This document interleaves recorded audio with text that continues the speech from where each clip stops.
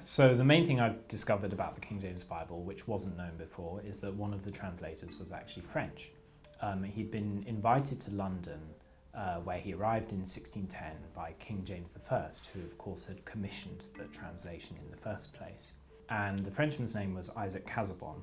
And when he arrived, he actually couldn't speak English at all. He couldn't speak the language. He struggled to follow it in conversation. He could read it a bit, but he couldn't write it himself. So the way he did everything with the translators and with his involvement in the translation was by doing it in Latin, which was the common language of scholars in Europe at the time. So the other translators would put questions which they had about their work to him in Latin, and he would respond in Latin, and then they would kind of convert that into an English translation at the end of the process.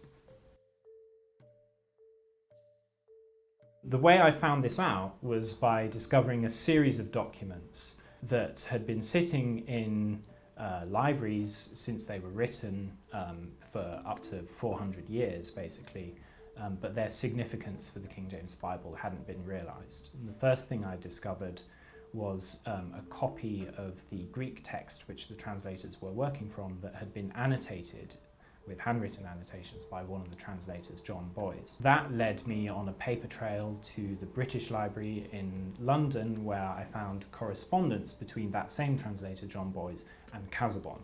And that was the real key to unlocking the story of how Casaubon got involved in the translation. And that correspondence gets us as close as we will ever get, really, to hearing the translators in conversation with one another.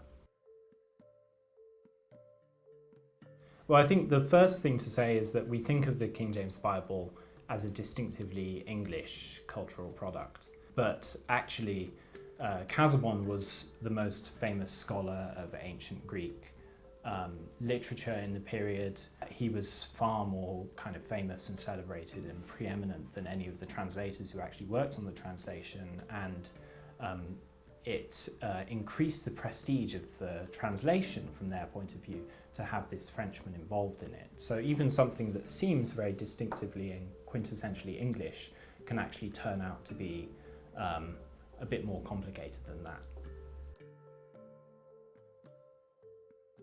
Well, it tells us it's very messy, actually, the process, because Casaubon arrived quite late in the process. He didn't come until 1610, and that was 1 year before it was published in 1611. And he could only have input into some of the books that were translated. He probably didn't have a role in the whole of the translation. So that reminds us that the translation we have now, even though it looks smooth and kind of seamless, is actually quite patchy and inconsistent.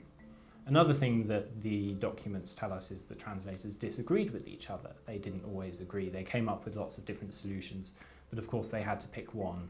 But there was a lot of disagreement kind of left behind at the end of the process.